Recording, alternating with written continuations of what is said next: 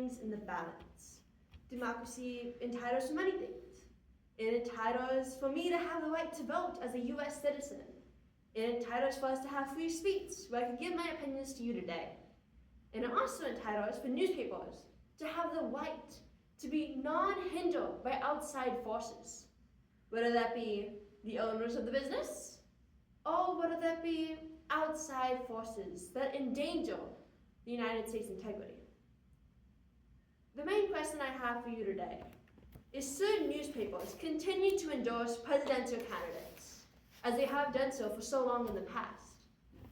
Shortly, the answer is yes, because they took up that mantra to promote democracy by allowing for free press. But if you do want three specific reasons, and first is that newspapers have the responsibility to inform their readers, whether that be politically, culturally, or internationally. The second point is that newspapers have a big effect on our lives, especially when it comes to public opinion.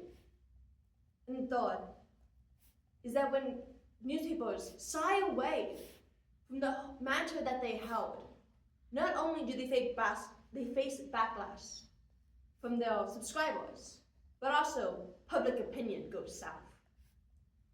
So let us begin with the first part. The newspapers are designed to inform you and me.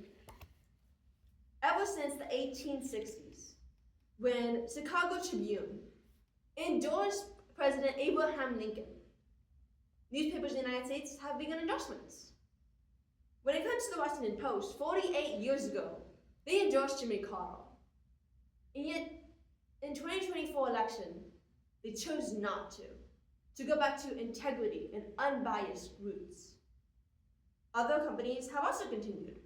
Los Angeles Post, for instance, endorsed candidates up until 1976 and stopped in 2004.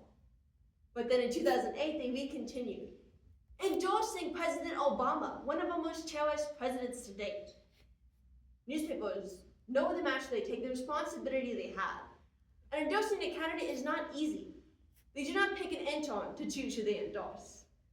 Instead, you go to the editorial board, where they all vote on who, if they should endorse, and who should they endorse in the first place. It involves a lot of discourse. It involves weighing and balancing. It involves figuring out what is best, not for the company, but for the nation, because that is who they serve. They don't serve the other editorial board member. They serve the people that they are supposed to be informing. However, to put it in perspective, they don't, as I said before, they don't do this randomly. As of this past year, assistant professor at Yale University, who graduated from Harvard in the Institute for Quantitative Social Science, did a study of over 22,000 endorsements up into 2022, from 1950 to 2022.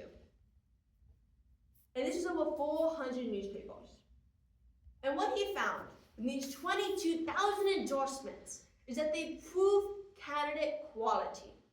They took into terms incumbency, the years of experience, the accomplishments that the candidates have made, along with recognizing any potential scandals that the candidate has possibly been involved with.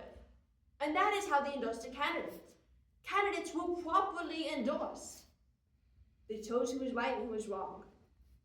To put this more in perspective regarding the 2024 national election, Harris had over 80 endorsements, from the New York Times to the Boston Globe to Rolling Stone. Meanwhile, Trump had less than 10.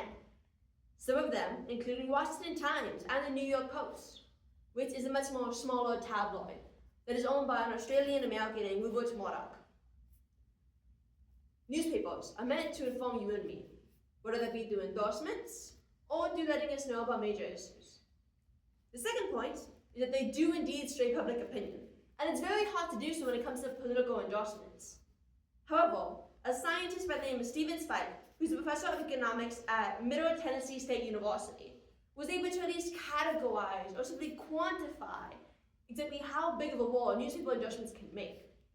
What he found through a period of 1860 to 1960 to 1980, that there was a large, significant change in readers' preferred candidate based on these endorsements that he took.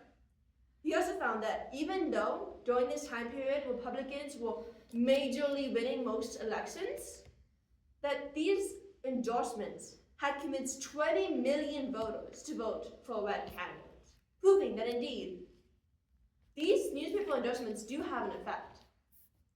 And my third point to you all today is that when you don't endorse a national candidate, when you have for so many years, when that is your job as a legal mantle that you took, when you use the First Amendment to establish your free press, it has bad effects. The Washington Post, owned by Jeff Bezos, who is the owner of Amazon, a multi-billion-dollar man, struck down his editorial board's vote for Harris, the endorsement. 250,000 subscribers canceled their subscription as protest.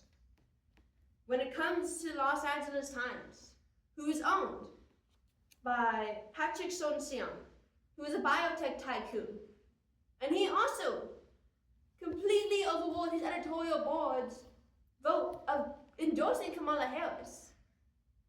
This wasn't just a let go bye-bye. No. Colorado's University has their own public opinion piece. And they even quoted that by not endorsing a candidate, they caused more attention to Harris because of the fact that these large billion-dollar owners sided against it. Newspapers have the responsibility to endorse candidates because they promote and they encourage voting and the knowledge and information that we need. They can sway opinion, and they can have large backlash for those who don't.